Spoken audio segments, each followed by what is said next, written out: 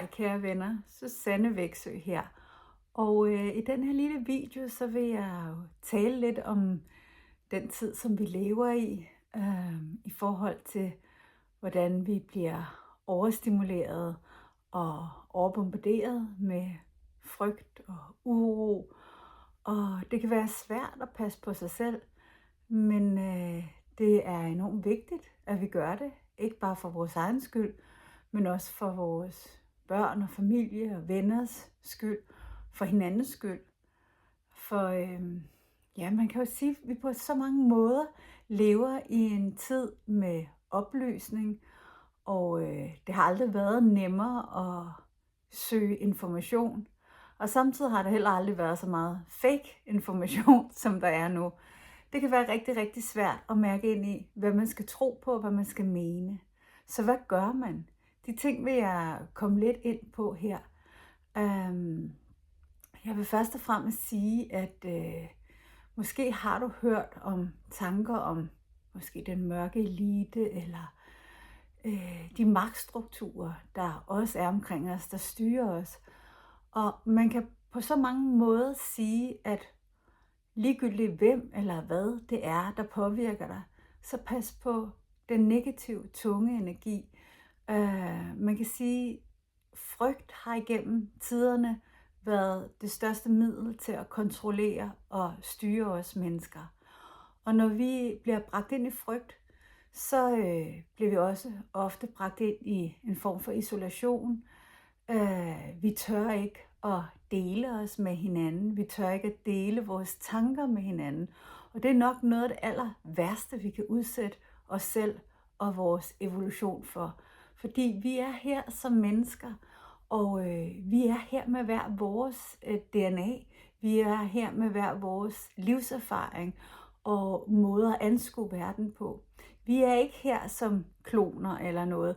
Vi er her, fordi vi har noget at bidrage med, men også inspirere med og samtale omkring og løfte hinanden med. Om vi gør det igennem fysiske samtaler, eller om vi gør det med energi, tilstedeværelse og nærvær. Formen betyder ikke så meget som den viden, vi skal have omkring, at vi skal passe på os selv, og vi skal være virkelig, virkelig bevidste omkring, hvordan frygt æder sjælen op indefra. Så der var engang en tysk bog, der netop hedder noget lignende af Angst essen die Seele auf, eller noget af den stil. Men det betyder altså, at angsten, frygten æder sjælen op. Og der er rigtig meget omkring det. Altså det her med, at vi bliver mere og mere påvirkelige, når vi er bange, fordi vi leder efter nogen, der kan give os de rigtige svar og de rigtige anvisninger og sige, det er det der, du skal gøre, så er du tryg. Eller samtidig med, at vi samtidig får at vide, men prøv lige at holde det der, du tænker lidt for dig selv, fordi det er måske lidt for mærkeligt, det er lidt for underligt, det er lidt for stort.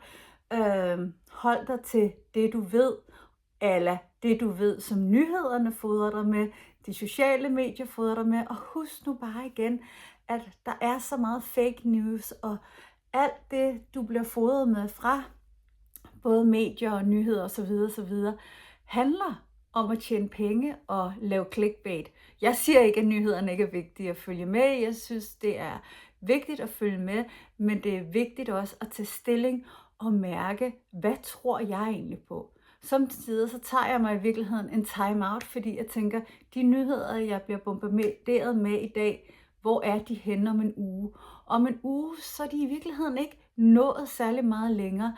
Eller også er der sket noget, som jo har kunnet føre mig ind i endnu mere frygt. Og når jeg kommer ind i frygt, hvordan påvirker jeg så min familie og mine børn osv.? Ja, meget nemt så går den energi eller den frygt videre til dem også. Og de bliver også bombarderet med frygt over det hele. Så hvordan får vi vendt det her om? Jamen det gør vi jo netop ved at tale op. Tale ud, dele vores følelser med hinanden, dele stunder med hinanden, være opmærksom på de relationer, du har, og de samtaler, du har.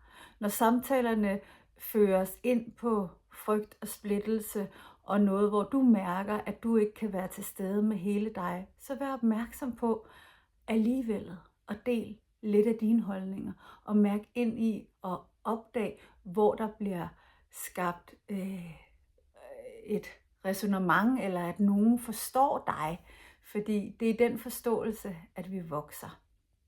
Så lige meget hvor du er, eller hvem du er, så tænk lidt over dine relationer. Og jeg har lige været på mindfulness retreat og uddannet nogle skønne mindfulness instruktører, og det er jo det, jeg gør blandt andet hos Life Mastery Academy, uddanner holistiske coaches og mindfulness instruktører, mentors og også inden for den terapeutiske retning.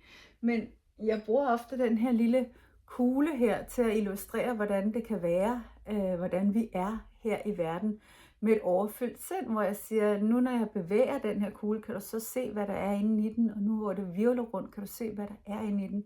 Det kan vi jo ikke. Vi har lyst til at sige, hold lige en pause. Og når vi så holder pausen, ja, så kan vi så se, hvad der er inde i. Og så kan vi undersøge det, der er inde i fra forskellige vinkler. Og sådan er det også med os selv. Når alting virvler sådan omkring os, så kan vi ikke mærke vores egne behov, og vi kan ikke tage stilling til ting, og vi bliver derfor revet med. Og jeg så faktisk en video, og nu vil jeg jo netop ikke tale ind i frygt, men jeg så faktisk en video, hvor nogen havde spurgt, tror AI-chat et eller andet, om hvis djævlen skulle udtrykke sig, eller dominere, hvad ville djævlen så gøre? Og djævlen ville sørge for, at der hvor vi var allertættest på vores gennembrud og gøre noget og steppe ud, at vi ville opleve frygt, så vi kunne holde os tilbage. Djævlen ville også sørge for, at vi var så fokuseret på at skulle nå til et mål, at vi glemte at leve og stoppe op og mærke sig selv. Djævlen ville også sørge for, at vi havde så meget stress og så mange to-dos på vores liste, at vi aldrig nogensinde fik tid til at samle hænderne i en prayer og bede om hjælp fra det, vi vil bede om hjælp til, det guddommelige, englene eller bare hinanden, række ud efter hjælp. Og så kan man jo så sige, hvad er det modsatte af de her ting, som jeg lige har nævnt her? Jamen det er jo netop at række ud til hinanden. Og det er jo netop om at have de her små pauser, større pauser, insistere på, sæt et kryds i kalenderen til tid med dig selv, og det er helt okay. Hvor du kan mærke dig selv, hvor du kan mærke, hvor du er på vej hen, hvor du kan mærke, om du er tro imod dig selv og dine egne følelser. Og så netop ikke isolere dig, men række ud og være sammen med andre mennesker i samtaler og i nærvær. For her kan vi forbinde os med hinanden, og her kan vi bygge tillid op til hinanden. Her kan vi bygge tillid op til det gode i verden, til vores medmennesker. Her kan vi lytte til hinanden og til de gode idéer og til den inspiration, som gør, at vi kan vokse og blomstre sammen. Så det var et lille take her fra mig i dag, og jeg håber, du kan bruge det til noget, og så vær opmærksom på, hvad det er, du på den måde fodrer dit sind med. Jeg siger ikke, at du ikke skal se nyheder, men det kan faktisk hjælpe at tage en pause og lægge mærke til, hvad det gør for dig. Og om ikke andet, så også være meget bevidst om, hvor kommer de nyheder fra. Og de nyheder, som du bliver fodret med, hvor kommer den information fra? Fordi alt, hvad vi ser, er ikke nødvendigvis det gode for os, og magtstrukturer har altid fundet ud af, at vi kan kontrolleres igennem frygten. Så vælg tillid helt bevidst. Vælg det, der støtter dig helt bevidst. Vælg pauserne til at mærke dig selv helt bevidst. Insister på samtaler, hvor du kan føle, at du kan tale frit.